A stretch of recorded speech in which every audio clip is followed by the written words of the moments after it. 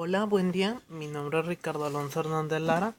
A continuación, resaltaré los puntos más importantes dentro de la materia de cálculo diferencial en mi portafolio de evidencias.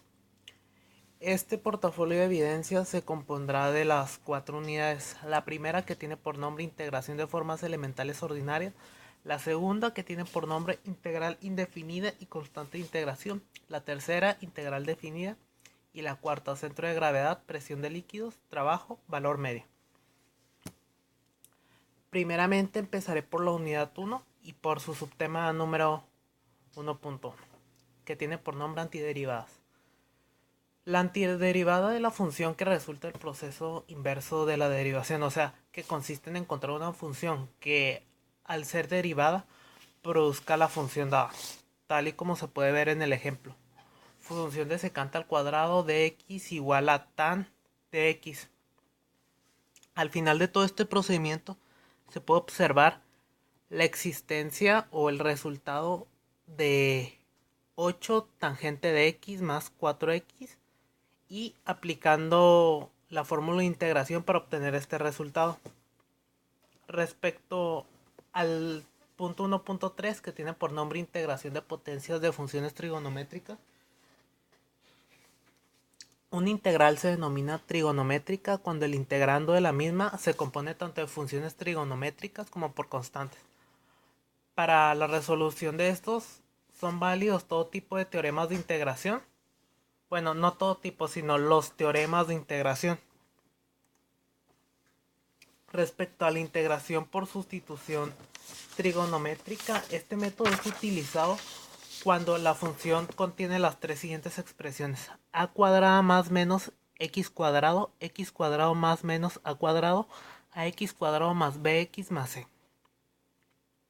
Se tiene como propósito en estas sustituciones eliminar las radicales del integrando.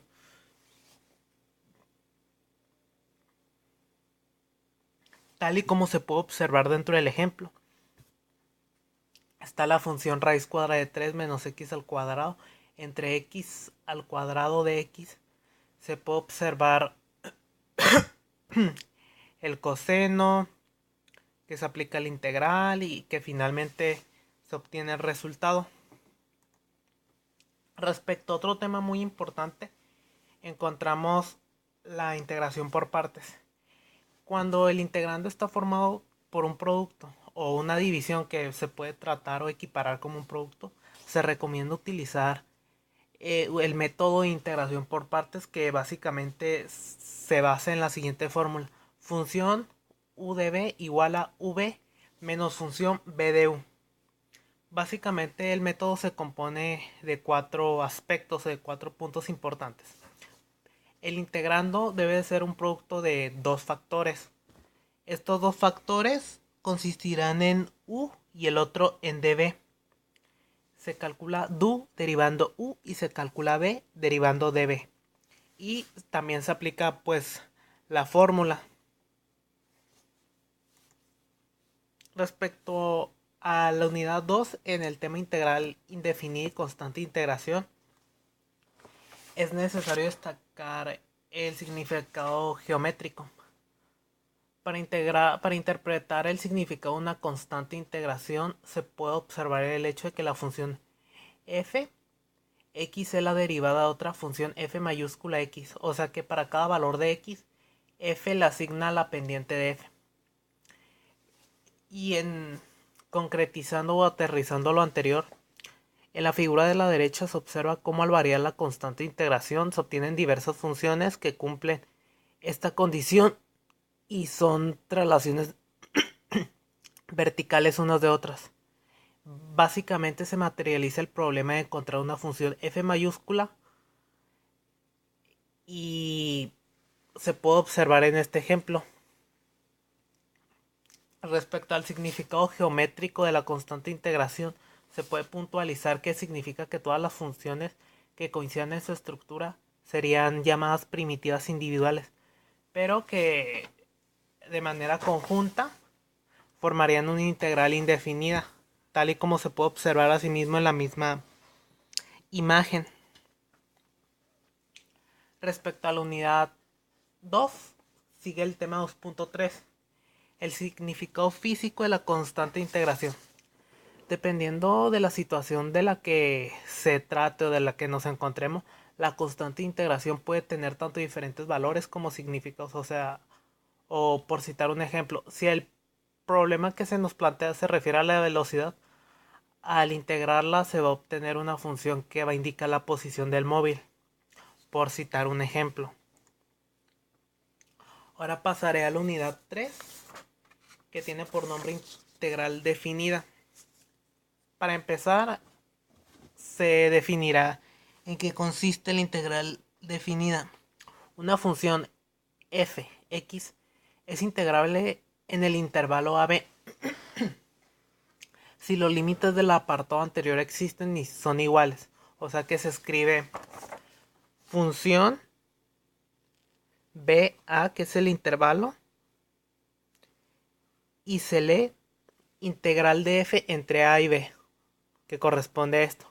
La función f es el integrando y los extremos de integración a y b se llaman límites inferior y superior, que corresponden al intervalo que se menciona en un principio.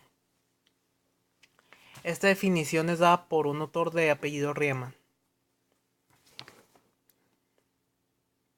Respecto al subtema 3.2, cálculo de una integral definida, esta se denomina a menudo como integración numérica, cuadratura numérica o simplemente cuadratura de manera simultánea. Existen diversas formas para calcular la solución de un problema integral definida. La primera de estas formas es haciendo uso de las fórmulas básicas de integración. La segunda es resolviendo pues cada una de las expresiones o las expresiones por medio de la álgebra. Y por último se puede encontrar la integración por sustitución. Después de que se llega a la etapa final de cada método, simplemente se sustituye la variable una sola vez para el límite superior en lo que corresponde a la expresión y luego para el límite inferior igualmente en toda la expresión, y se restan las dos para obtener la respuesta final. De esto de manera muy general. Respecto a la representación geométrica de una integral, pues únicamente corresponde a la ejemplificación o el plasmar la función dentro de un plano cartesiano tal y como se puede observar en las imágenes, y esta corresponde al ejemplo, al tema mencionado previamente, que corresponde a integral definida, en el cual se pueden observar los extremos de integración AB y que se materializan en la gráfica.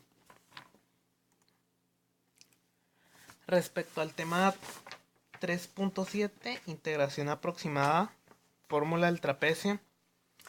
En este se establece que la regla del trapecio es básicamente un método de integración, ¿no? En este se calcula aproximadamente el valor de una integral definida. La regla se basa en aproximar el valor de la integral de fx por el de la función lineal pasando a través de los puntos a, fa y b, fb. La integral de lo que viene siendo esta área de esta es igual al área del trapecio bajo la gráfica de la función lineal. En este caso, la gráfica no es la que corresponde de manera general a lo que estoy enunciando, pero es un ejemplo claro de cómo se puede llegar a representar este tema.